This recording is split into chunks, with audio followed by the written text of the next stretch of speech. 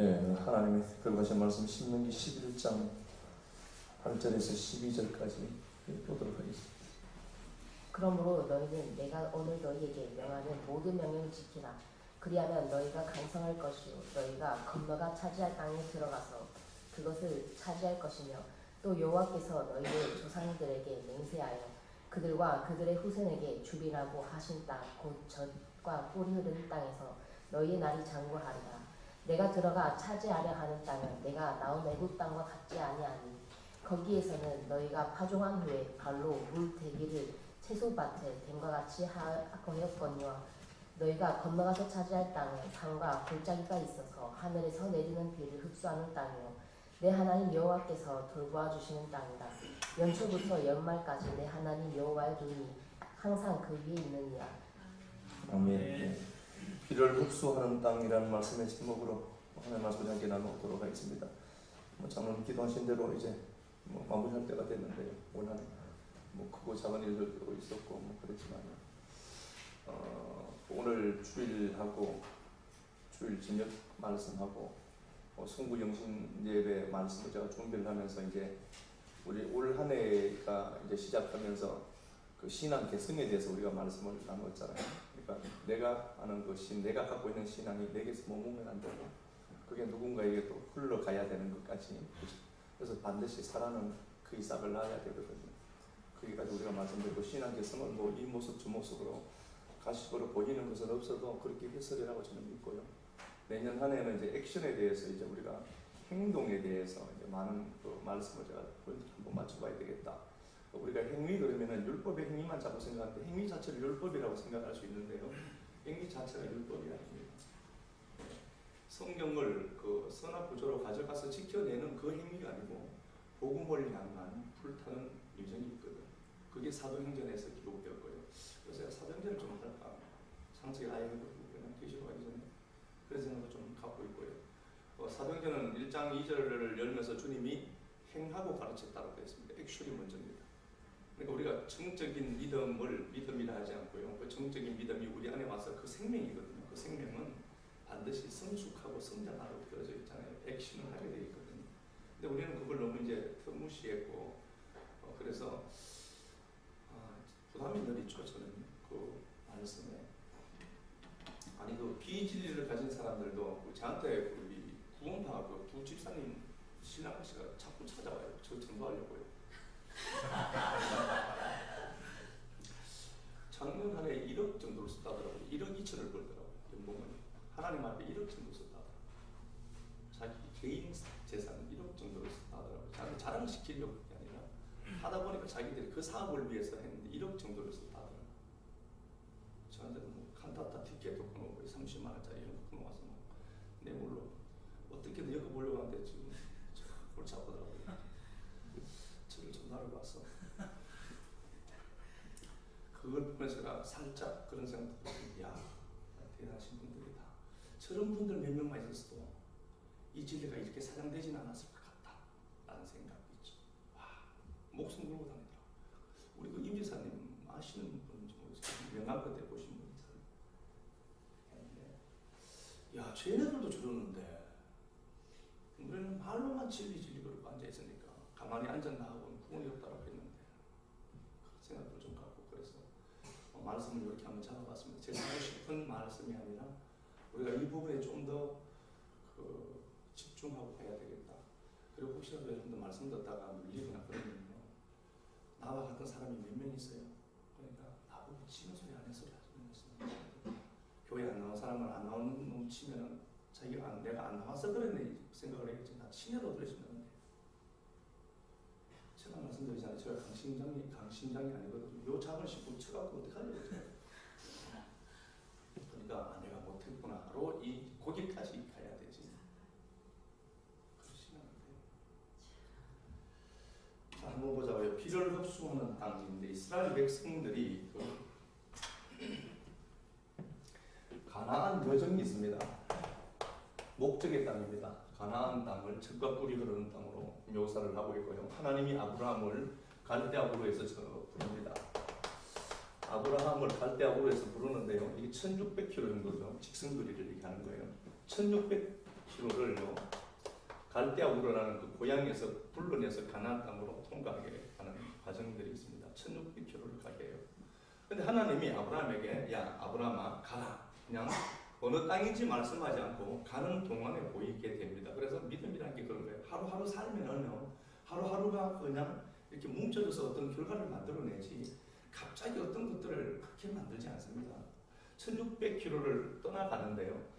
그 아브라함에게 하나님이 1600km를 가는 동안에 성경에 묘사되는 것은요 하나님이 아브라함에게 나타난 적이 없습니다. 자, 하나님이 그래요. 우리를 불러서 하나님이 어떤 목적지까지 우리를 세우시는데 그곳까지 가는 동안에 하나님이 1600km를 가는 동안에 나타나지 않았습니다. 어떨 것 같습니까? 우리 같으면 잘못 믿은 것처럼 보이죠. 그럼에도 불구하고 아브라함은 그 가나안 땅을 이제 북단에서 남단으로 이렇게 흘러내려오고 있습니다. 여기 이집트고요. 가로질러 내려오고 있습니다. 내려오는데 하나님이 가나안 땅에 들어왔음에도 불구하고 그는 하나님이 그 가나안 땅에 들어온 아브라함에게도 말씀하지 않았습니다. 계속 그 아브라함은 북단에서 남단으로 계속 이제 남하하고 있습니다. 그러다가 세겜 땅에 딱 도착합니다. 세겜이라는 단어예요. 우리가 아시는 것처럼 이 세겜 땅에 딱 도착합니다. 그때 하나님이 나타났습니다. 그러면 봐요. 이 가나안 땅은 하나님이 이미 의중에 둔 땅인데 그 가나안 땅 중에서도 하나님이 아브라함에게 계시하는 곳은 세겜이라는 땅입니다. 얼마나 행복했겠습니까?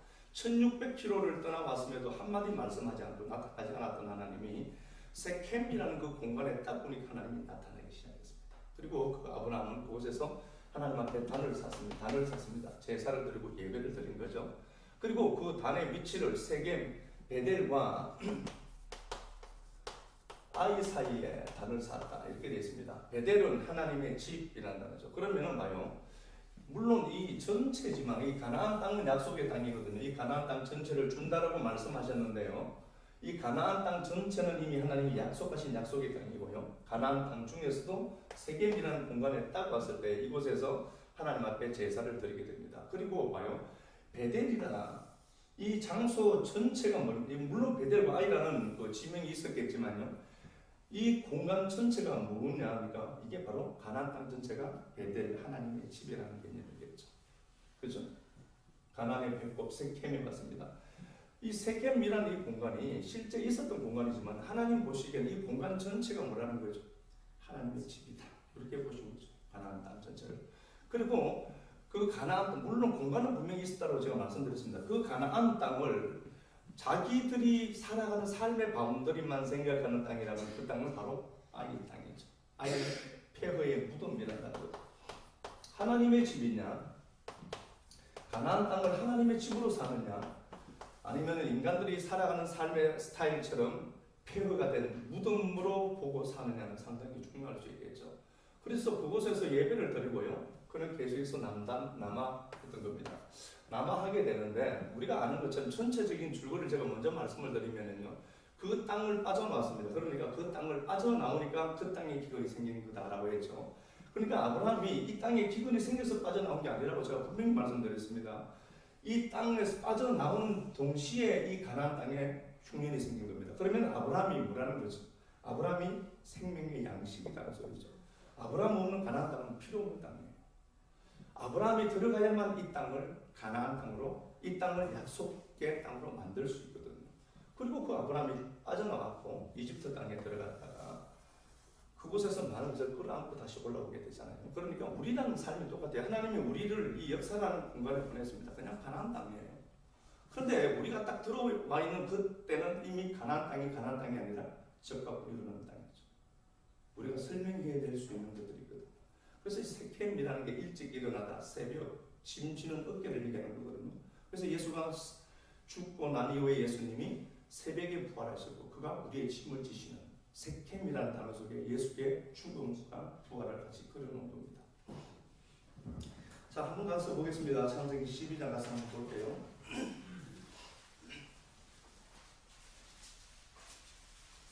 창세기 12장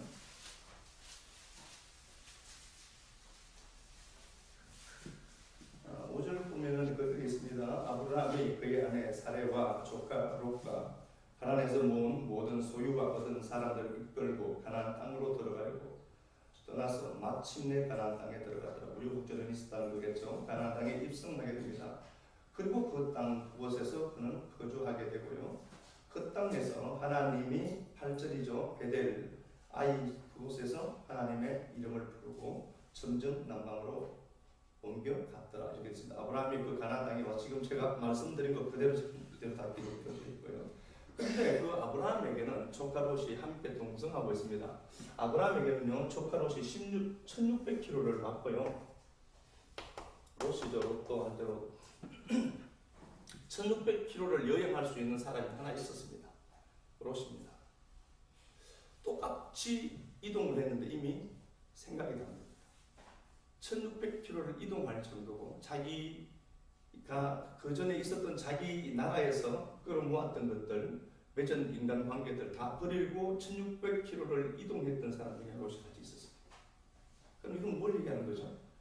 그래서 신앙은 진짜 뚜껑을 다 열어보면 아는 겁니다. 이 사람 남들 보기에는 어떻게 보일까요? 1600km를 떠나볼 정도로 믿음 있는 사람으로 보일 수 있습니다. 롯이라는 존재가. 근데 롯은 이미 생각이 다릅니다. 그는 이 가나안 땅을 약속의 땅으로 보지 않습니다. 이 땅을 어떻게 보았죠? 아브라함과 그 롯이 소유가 많아서 이제 헤어질 때가 되는데요. 창세기 13장 14절에 나오죠. 서로 그들은 헤어지게 됩니다. 헤어지게 되는데 롯은 어떻게 하는가 보니까 이 가나안 땅 전체가 어떻게 보였나 보니까 소돔으로 보였습니다. 소돔 고모라 땅인데요. 그곳을 이제 물론 하나님이 창세기 19장에서 심판하기 전의 땅입니다. 이 소돔 고모라 땅인데 이게 하나님의 동상 같아 보였습니다. 자기가 출세하고 자기 이 육신 덩어리나 잘 먹고 잘 살게 하려고 하는 그런 것들의 요소가 너무 많은 땅으로 보였습니다. 자기죠. 낮은 이 아주 낮은 생명이에요. 여러분들만 보이면요, 교회라는 공동체가 안 보이고 하나만 보인다면 그건 진짜 낮은 생명입니다. 진짜 낮은 생명이에요. 소돔 고모라 땅으로 그는 이동합니다. 롯의 개념은 그겁니다. 소돔 고모라가 자기 삶을 구현하기에 가장 완벽한 걸로 보였던 겁니다. 그리고 그곳으로 갔던 거죠. 그런데 아브라함은 헤어지고 나서 해발 927m라고 되는 헤브론 땅으로 또 옮겨갑니다. 우리가 아는 것처럼요, 이 헤브론 땅은 해발 700m거든요. 그런가요? 평지가 살기가 좋을까? 산골짜기가 좋을까? 산골짜기가 나쁘다니까요.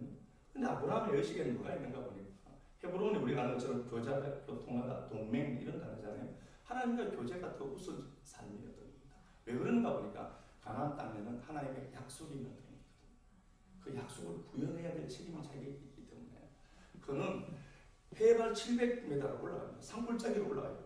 이놈은 도시를 향해서 가는데요. 롯은 도시를 향해서 자기 품과 자기를 확장시키기 위해서 도시로 가는데 아브라함은 산골짜기로 도리어 기어 올라가고 있습니다. 삶의 모습을 보면요, 아브라함은 절대로 성공할 수 없습니다.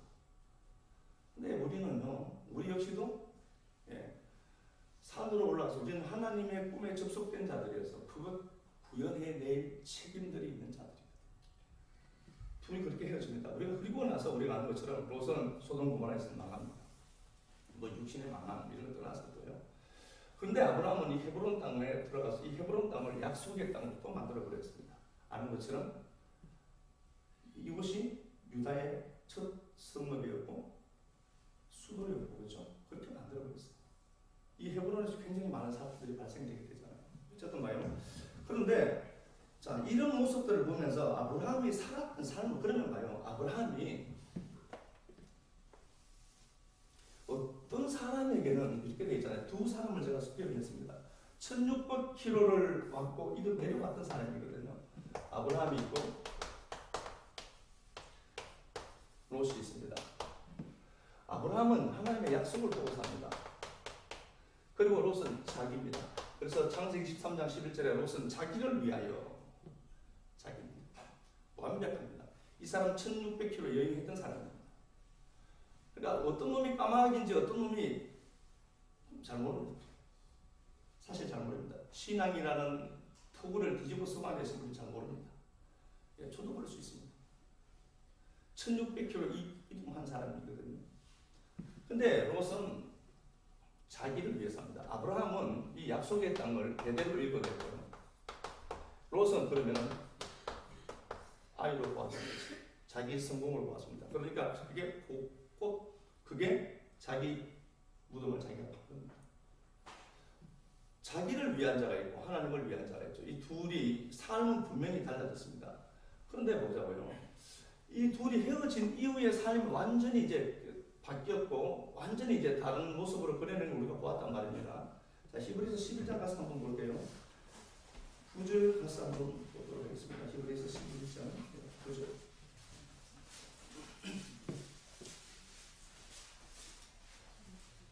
히브리서 11장 9절. 믿음으로 그가 이방의 땅에 있는 것 같이 약속의 땅에 거주하고 예, 이방의 땅에 있는 것 같이 약속의 땅에 거주했다라고 되어 있습니다.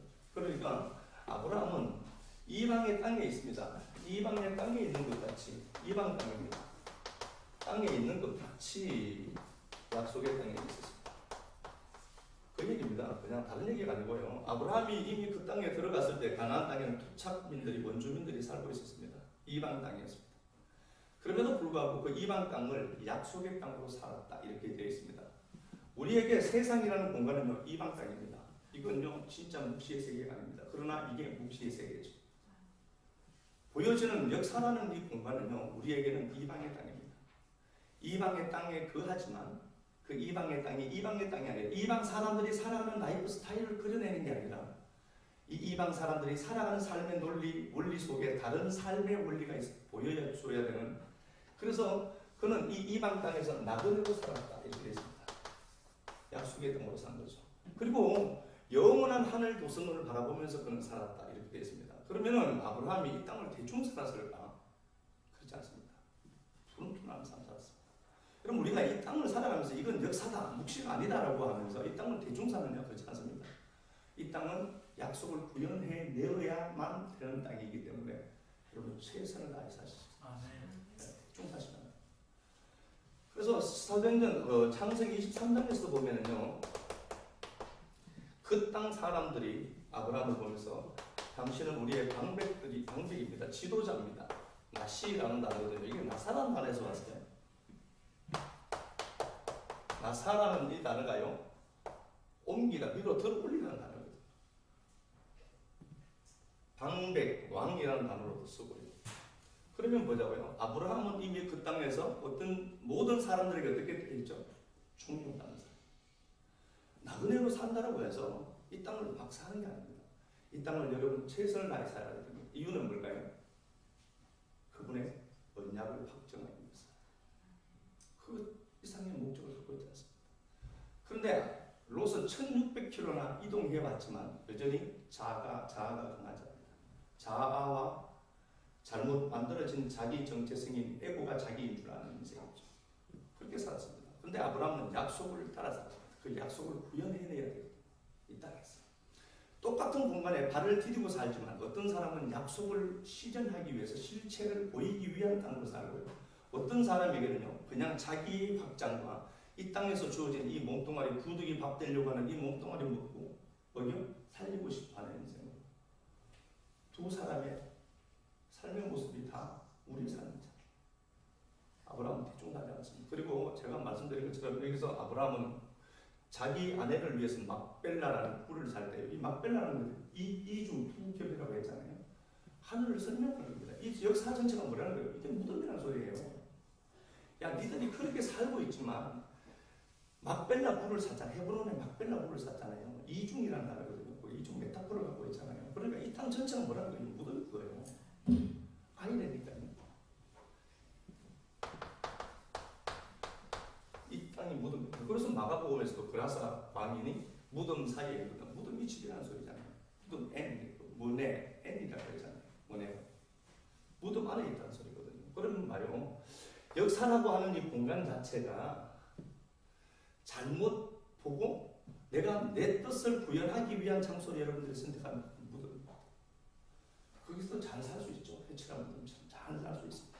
근데 이 땅에 삶이 끝이 나고 우리는 결과를 볼 때가 올 겁니다.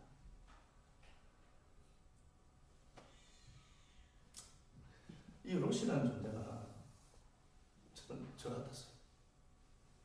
전부 다 얘기할 것도 없고요. 저는 접니다. 저는 저도.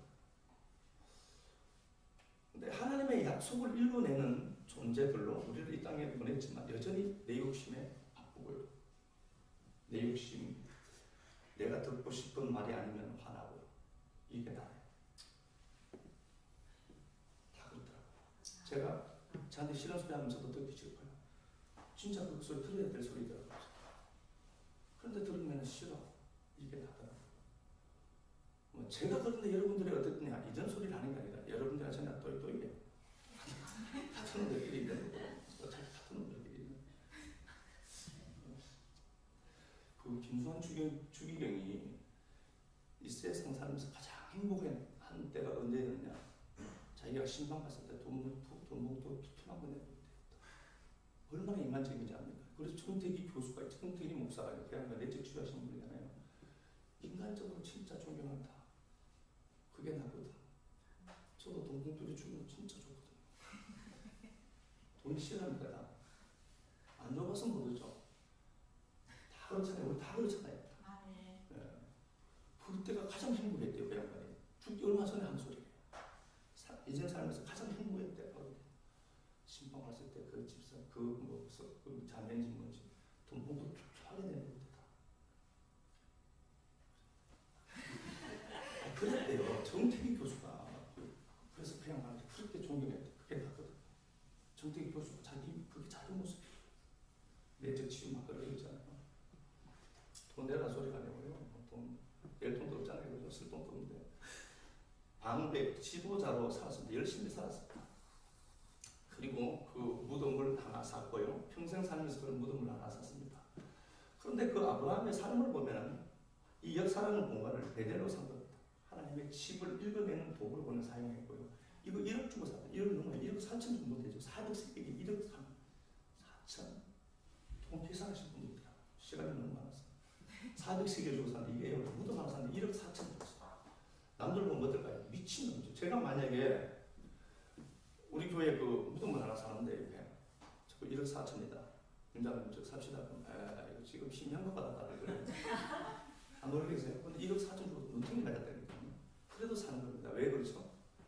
그 돈의 가치보다 더한 가치를 읽어내기 때문에 그렇습니다. 1억 4,600인가 그때 400씩. 눈탱이 맞았고 완전 눈탱이 맞은 거예요.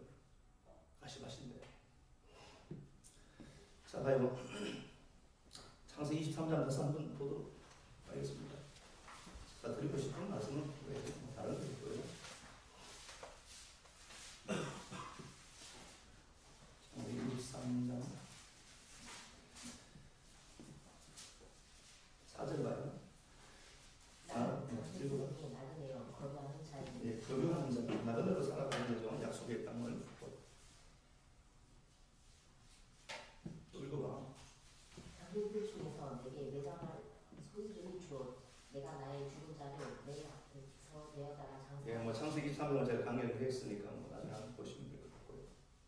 그 땅에서 자기는 나그네로 살았다는 겁니다. 이방의 땅에 있지만 약속의 땅의 가치를 알고 그는 그렇게 살았다. 6절에 보니까요. 내 주여 들으소서 당신은 우리 가운데 있는 하나님이 세운 지도자입니다. 모든 사람들이 인정을 해요.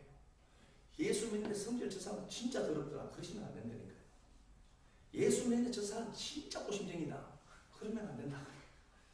예수 믿는데 밥 잘 사주더라. 그래야 돼요. 그게 복음이냐? 복음은 아닙니다. 그런데 누구에게는 복음이 될 수 있어요. 그러면 해야 돼요. 예수 저렇게 믿어도 안 변하더라. 사람은 원래 안 변해. 그런데 그분에는 와서 우리의 본성을 누르게 되어 있거든요. 그 본성이 일어나고 본성이 욕망을 발현하잖아요. 막 욕구를 충만하게 막 끄집어낼 때 은혜가 있으면 그거 눌러버리거든요. 그래서 저 사람 보면 은혜의 삶이 보이거든요. 은혜는 다른 게 아니고요. 우리가 저녁에 말씀 나누겠지만 은혜는 하나님이 나를 대체하는 겁니다. 그래서 저 사람 속에 있는 하나님이 보이는 거예요. 요걸 영광이다. 저 사람은 어제나 오늘이나 늘 한결같아요. 이 인간은 그렇습니다. 그래서 그 사람을 보고 그러더라도 우리는 실망할 필요가 없습니다. 그놈이 나거든요. 그러나 여러분 그걸 갖고 정당화시킬 필요는 전혀 없습니다. 우리 안에는 십자가 지시고 부활하신 예수가 실체로 우리 안에 있거든요. 그러면 그분이 어떻게 하실까? 우리 안에 오셔서 매일 눈탱이 치고 매일 그럴까요? 그렇지 않을 거다. 그래서 교회 다니면 그 사람이 성화론을 제가 주장하는 게 아니라 성화는 성령이 하시는 거거든요. 그래서 성화가 있다 없다 이런 개념이 아닙니다. 김성수 목사 성화를 아주 부정하는데 성화 있다니까요. 성화는 성령의 그렇게 하심이 있어요. 그분이 하는 게 있어요.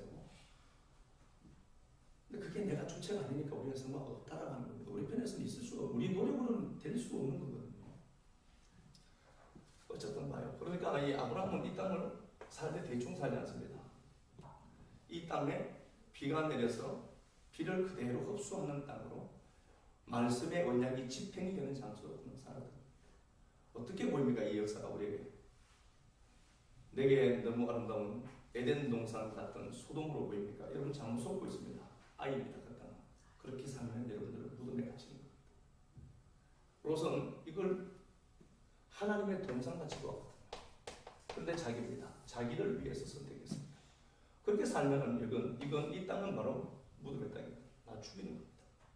잘 사는 게 아닙니다. 여기서 아무리 잘 산다 할지라도 그 사람은 무덤 속에서 사는 겁니다. 오늘 본문을 보면 똑같거든요. 그러니까 우리가 이 땅을 살아가면서 이 땅을 그럼 대충 사느냐? 그렇지 않다. 이 땅은 비를 흡수하는 땅으로 살아야 됩니다. 그래서 오늘 본문 말씀에도 똑같은 겁니다. 자, 다시 한번 가서 본문 볼게요. 신명기 11장을 가서 보겠습니다. 오늘 신명기 11장 8절 말씀에서도 보면요. 하나님의 명령을 말씀을 우리가 지키라.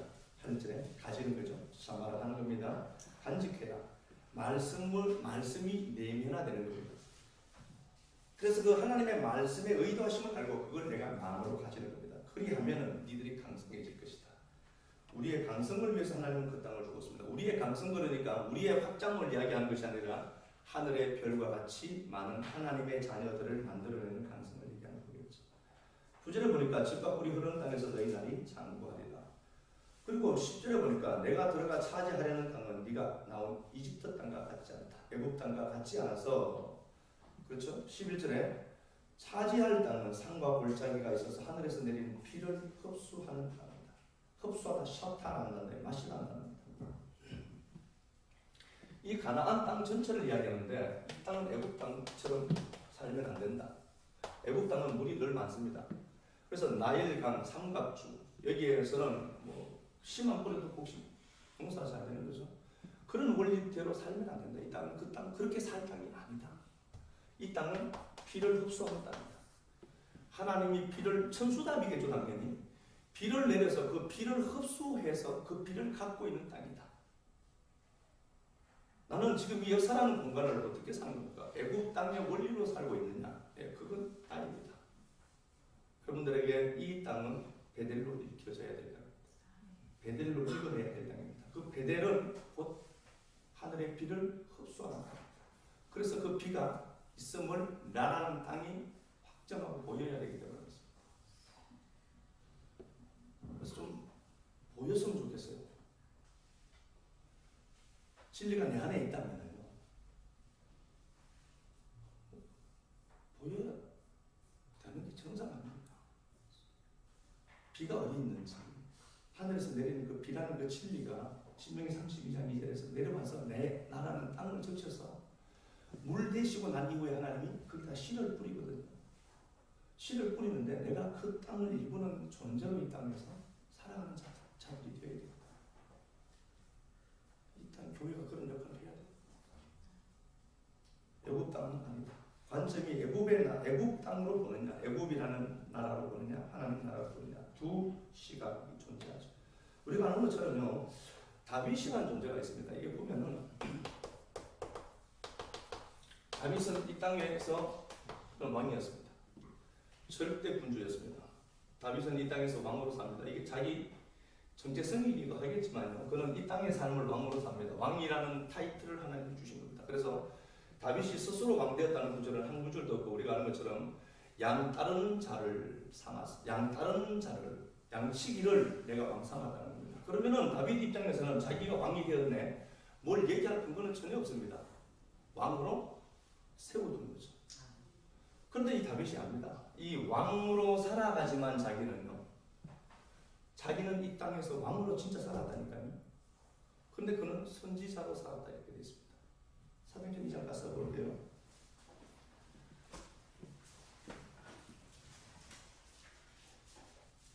사도행전 2장 가서 제가 한번 보겠습니다.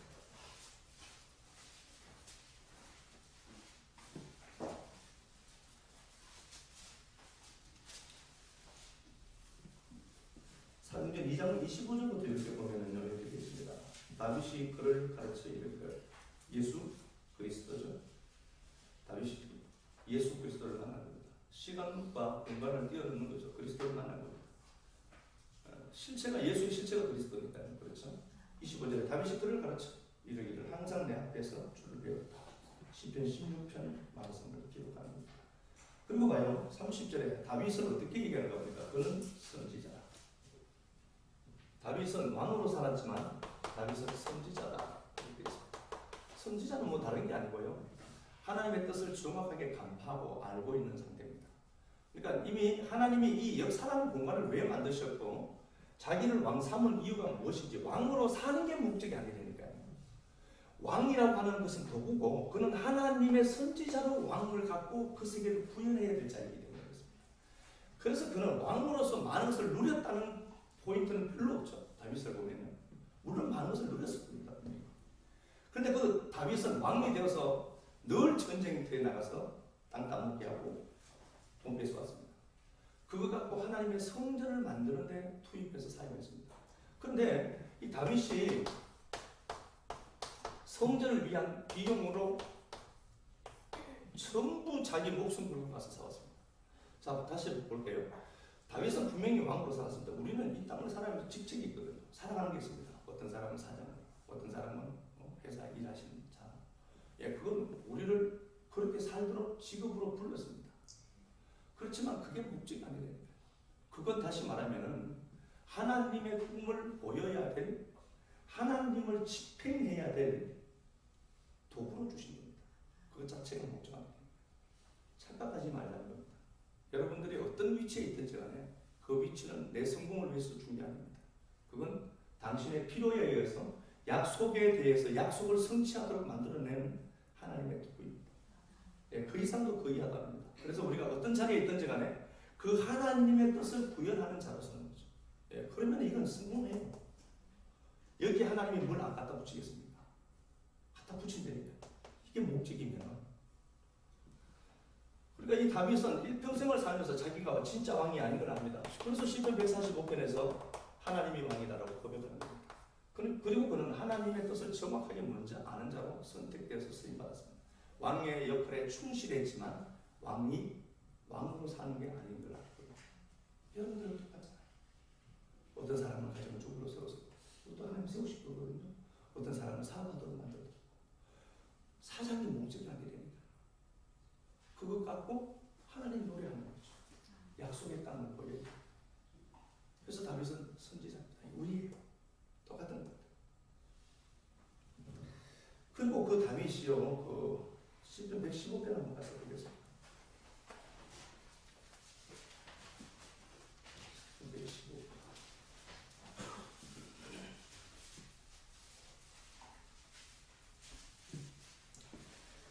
시편 115편 보면은요, 이렇게 되어 있죠. 115편 15절 한번 가서 볼게요. 히스기야 때 지내십니다. 너희는 천지를 지으신 여호와께 복을 받는 자. 예, 복을 받는 자다. 계속해서 받고 있는 거예요. 복 받았다는 게 아니고요. 천지를 지으신 하나님께 복 받는 자다. 그럼 이게 또 어떤 복을 받은 걸까요? 하늘과 땅의 복입니다. 하늘을 땅으로 만드는 복을 얘기하는 거죠. 하늘은 하나님의 땅이라도 사람에게 하늘은 야훼의 하늘이라도 16절이요. 땅은 사람에게 주셨도다. 하늘은 고정된 그 하늘은 스스로 움직이는 방법이 없습니다. 그래서 그 하늘은 땅에 사람이라는 도구를 통하여서 일하게 되어 있습니다. 그래서 다윗은 여기서 왕으로 사는 거죠. 왕으로 살았지만 이 하늘의 목적이 무엇인지 그는 알았던 선지자로 사는 겁니다. 이게 진짜 삶이에요. 이것 위에서 사는 삶. 그렇게 그 다윗은 실컷 땅 따먹게 하고 그 아들 때에 솔로몬 때에 성전을 하나 짓습니다. 근데 그 성전을 지으면서 건물 성전이 아닌 걸 그는 정확히 알고 있습니다. 그런데 왜 그렇게 지었을까요? 역대하 한번 가볼까요? 역대하. 뒤에 그 나름 뜻에 주는데요. 역대하 7장으로 한번 가서 보겠습니다. 역대하 7장.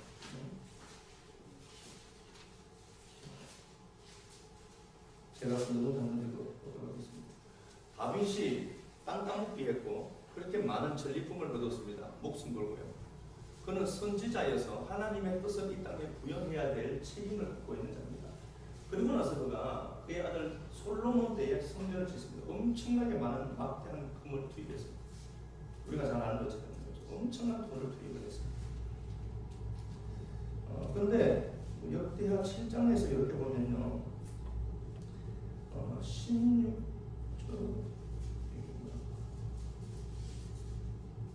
6장부터 한번 보겠습니다. 6장 18절부터 가서 보겠습니다. 역대하 6장 18절부터 한번 보겠습니다. 하나님이 참으로 사람과 함께 땅에 계시겠습니까? 하늘과 하늘이라도 주를 용납하지 못하겠거든 하물며 내가 건축한 이 성전에 있겠습니까? 하나님은 무슨 이 성전에 있겠냐는 소리죠. 하나님의 건물이라는 이 예배당에 그게 계시겠습니까? 그러면 이 사람들이 안 지어야죠. 성전을 안 지어야 될 거 아닙니까? 건물 성전을. 건물 예배당은. 그럼에도 그들은 짓습니다. 사람들이 그렇게 얘기합니다. 교회는 불러낸 무리다. 에클레시아, 에크. 그래서 그런 거 내고. 그럼 이게 보이는 건물은 교회가 아니다라고 얘기하거든요. 아니, 이것도 교회입니다. 교회들이 모여있기 때문에 그렇습니다. 이거 자체가 나쁘다는 개념이 아닙니다. 여러분, 공간이라고 하면요, 하나님이 아무 공간에 막 나타나서 말씀하지 않았습니다. 이게요, 실제로 보면 어떤 집은 집구석이거든요. 어떤 집은 집구석이잖아요. 집이 아니라 집구석이 됩니다. 그런 집이 있어요. 공간이 아주 안 좋은 공간이 있어요. 그래서 레위기 14장에서도요, 문둥병자가 걸린 집은 헐어버려요. 문둥이 갇힌 집. 이게 물론 모르겠지만, 여러분, 공간이라고 다 같은 공간 아닙니다. 이 공간에 하나님 교회를 허락했습니다.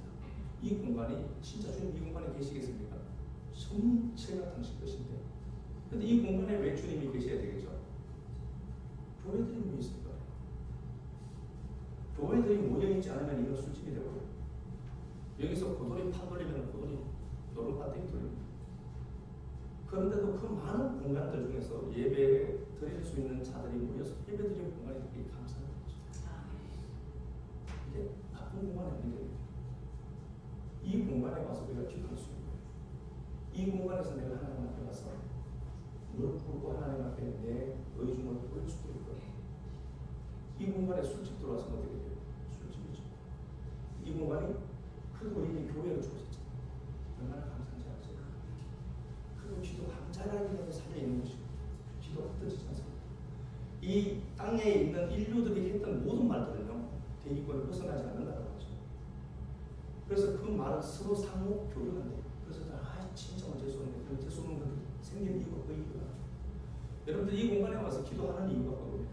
이 공간에 무슨 하나님이 계시겠습니까?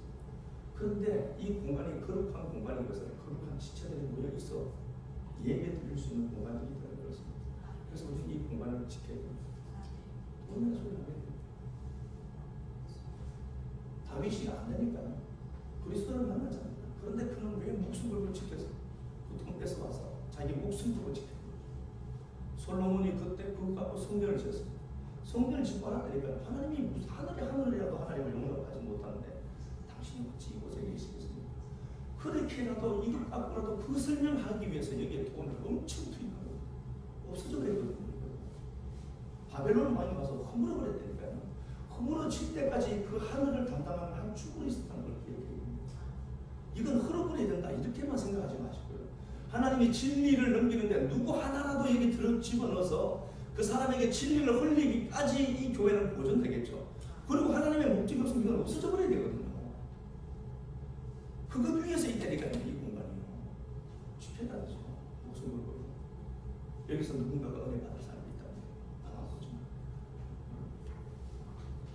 6장 18절 다시 제가 읽어보겠습니다. 하나님이 참으로 사랑과 함께 땅에 계시겠습니다. 19절 그러나 나의 하나님 나의 주의 종이 기도와 간구를 돌아보시고 주의 종이 주 앞에서 부르짖는 높이는 기도를 들어주소서. 주께서 전에 말씀하시기를 내 이름을 크게 부리라고 하신 이 성전을 향하여 주의 은혜 주야로 이곳을 향하여 기는 기도를 들어주소서. 이곳을 향해서 기도합니다. 그래서 이 공간이 기도할 수 있잖아요. 얼마나 감사합니다. 그래서 우리가 이 공간을 기도하는 공간으로 자꾸 만들어야 돼요. 자꾸 세상 사람이 많이 하는 공간을 만들지 말고요. 기도할 수 있는 분위기를 우리가 자꾸 만들고요. 그럼 그 사람이 딱 들어가서 앉으면 하지만 성령의 임재가 만들어지도록 만들어요. 이 공간을 그렇게 만들어요. 세상 말이 많은 세상 말이 우리 말을 듣고 다윗이 분명하게 하고 있잖아요. 7장 16절 가서 보겠습니다.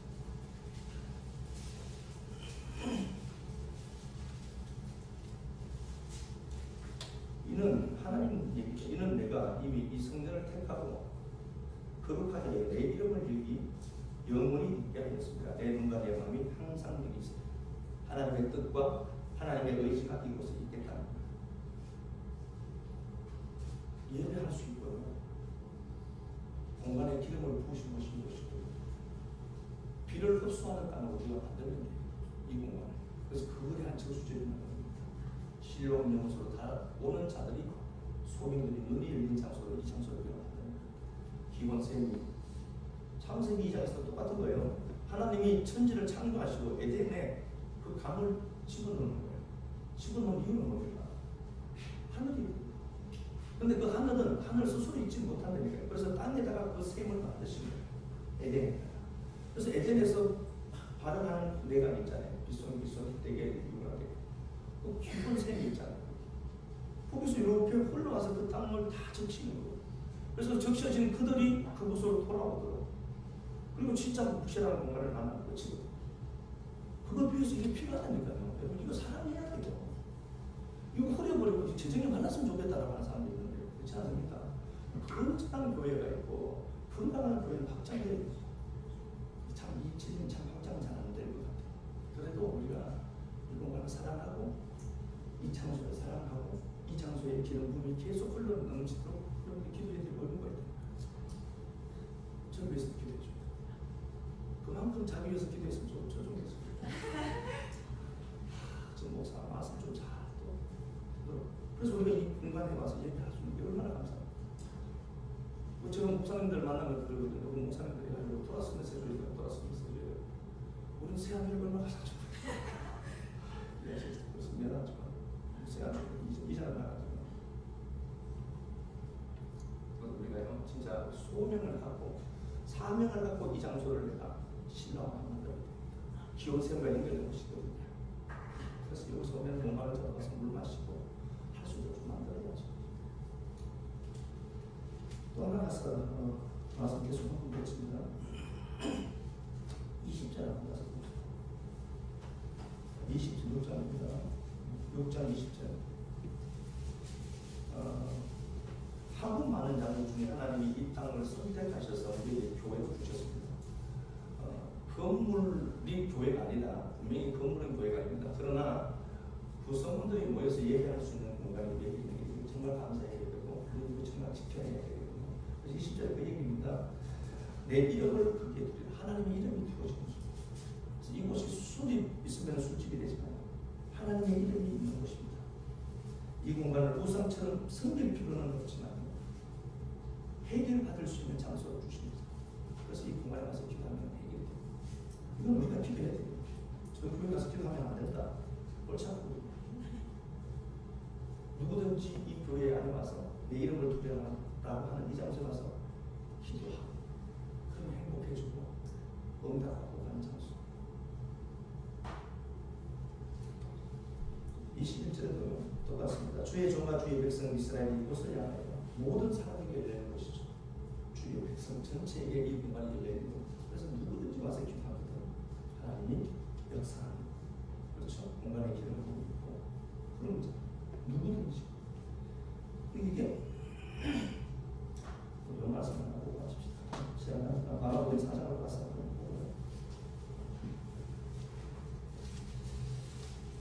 세상을 어떤 시각으로 보느냐 상당히 중요하고요. 여러분들 눈에 이게 소금 고무라고 보이면 안 됩니다. 이건 아예 무덤입니다. 하나님과 우리가 동력하는 그 원리에 대해서 말씀드리고 말씀드리겠습니다. 마가복음 4장 26절 보면요, 씨 뿌려진 밭이 있습니다. 씨를 받는 밭이 있습니다. 밭은 우리죠. 밭은 세상이고 또 세상이고 또 우리고요. 밭이 우리라는 밭이 있습니다. 우리라는 밭이 있는데요. 26절 보니까 하나님 나라는 사람이 씨를 땅에 뿌린 것 같다. 하늘 씨를 땅에 뿌린 파종을 하는 거죠. 스페이로라는 씨를 뿌리잖아요. 하늘에 있는 씨를 뿌리는 하늘의 비를 흡수하는 상황과 똑같은 거겠죠. 하늘의 비를 내려서 하늘의 씨를 이렇게 뿌립니다. 뿌리는 자는 우리가 잘 아는 것처럼요. 마태복음 13장 37절에 말씀에 씨 뿌리는 자는 인자다 이렇게 되어 있습니다. 씨를 뿌리는 자는 예수 그리스도입니다. 그리고 우리들이죠. 인자가 된 우리들이죠. 보아들 보수가 된 우리들입니다. 그 예수 그리스도. 자, 그 하늘의 생명이라는 그 씨를 이 땅에 뿌립니다. 우리라는 땅에 뿌리는 거죠. 뿌리면 봐요. 27절 그가 밤낮 자고 깨고 하는 중에 밤이 되고 낮이 되는 거죠.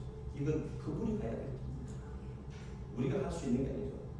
씨가 어떻게 자랐느냐가 아니라 밤이 되고 저녁이 되고 아침이 되니 이는 첫째 날이다. 저녁이 되고 아침이 되니 이는 둘째 날이다. 저녁에서 아침을 찾아오는 예수 그리스도 그 얘기죠. 그 얘기입니다. 그러니까 씨를 뿌리는 자의 비율 이걸 우리가 말하는 단지 농사 짓는 것들을 맞다고 생각하시면 안 되고요. 26절 다시 한번 보겠습니다. 하나님 나라는 사람이 씨를 땅에 뿌린 것 같으니 하늘이 뿌려지는 땅입니다. 비를 흡수하는 땅입니다. 베델이죠. 그가 밤낮 자고 깨고 하는 중에 씨가 나서 자라되 어떻게 그리 되는지 알지 못한다. 씨 뿌린 자가 모른다는 소리가 아닙니다. 이거는 씨 뿌린 자는 인자이기 때문에 알아요. 그가 밤낮으로 하거든요. 이해는 하시죠? 저녁이 되고 아침이 되게 나를 만드는 분은 그분이 되니까 그분이 모른다는 소리가 아니고요. 근데 땅이 모르는 거예요. 어떻게 그리 되는지 알지 못한다. 씨는 뿌려주고 하늘의 섭리가 땅에 내려왔는데 우리로서는 이해가 안 되는 거예요. 그런데 땅이 스스로 열매를 맺어요. 이 땅은 밭은 다른 게 아니라 밭인 하늘입니다. 하늘이 된 자들의 밭. 하늘 찾아 먹은 하늘로 사는 밭이죠. 하늘로 사는 밭이 사는 이 사람이 하늘이니까 우리가 하늘이라는 거예요. 하늘 된 땅은 그걸 안다는 겁니다. 씨가 뿌려져서 그게 확장되고 그래서 열매가 익으면은 있잖아요. 29절 열매가 익으면 곧 나절 대하니 파라디돔이에요. 열매가 익다는 단어가 열매를 이제 넘긴다는 단어입니다. 파라디돔이거든요. 이는 곧 주수입니다. 이만희가 좋아하는 주수꾼 이 주수이에요. 그 하늘의 씨가 하늘을 알아먹고 이 땅에 역사하는 땅에 이방 땅에 살지만 아브라함처럼 똑같은 거죠. 이방인으로 살지만 이방 땅에 살지만 약속의 땅으로 살았던 것처럼요. 그 약속을 알아먹은 하늘들이 사는 그 밭에 그 하늘 씨가 뿌려지니까 이 하늘은 그 씨 받아서 다시 파라디돔에 넘깁니다. 하늘로 다시 넘깁니다. 그걸 출수라고 그래요. 그래서 또 하나의 하늘이 탄생하는 겁니다. 그 씨 가진 하늘. 그래서 그 씨는 또 어떻게 하죠? 또 뿌리는 거겠죠. 또 뿌리는 거다. 여러분들이 그 씨를 뿌린 자 또 있는 거죠. 그렇게 해서 우리가 그 열매를 자꾸 여기다 하늘로 올려내는 거예요. 아래 것으로 자꾸 먹는 게 아니고요. 하늘로 자꾸 살아가는 겁니다. 하늘 창고에다. 그러면 이 씨가 어떻게 하죠? 또 누군가의 밭, 하늘을 알아먹는 자의 밭에 이 생명의 씨가 뿌려져서 또 흩을 거라는 거예요. 4장 29절이 그 얘기죠. 추수 때가 이르렀다. 추수는 그래서 지금까지 계속되는 거예요. 추수가 된 거예요. 우리가 지금 추수가 된 거예요. 마지막 때 지금 우리 마지막 된 겁니다. 추수가 된 겁니다. 그리고 오늘 이 본문 말씀을 보면서 제가 그런 말씀을 드린 게요. 우리는 이 땅을 살아가지만 이 땅 열심히 사셔야 돼요. 피를 흡수하는 땅으로 사셔야 돼요. 애굽 땅과 같지 않거든요. 애굽 땅의 원리로 살면 안 됩니다. 아브라함이 살았던 삶의 양식으로 사는 겁니다. 롯처럼 살면 안 되고요. 롯은 자기 성공에 목말라서 그렇게 살았지만 아브라함은 하나님의 약속을 위해서 산 땅인 거예요. 이 공간이 그런 공간입니다. 그래서 우리가 이 공간을 사랑하고 이 공간을 거룩하게 지키려고 몸부림쳐야 되고 이 공간을 기도가 쌓여있는 공간으로 여러분들이 만드셔야 돼요. 이 공간에 누군가가 들어오면 앉아서 가만히 앉아서 눈물이 막 나도록 성령의 기름 부음과 인자가 있는 땅으로 여러분들은 만드셔야 돼요. 올 내년 한 해는 그렇게 한번 만들어보자. 이 교회가 보기 싫어서 가실래도 그러지 마시고 목사 시험 보면 방법이 없거든요.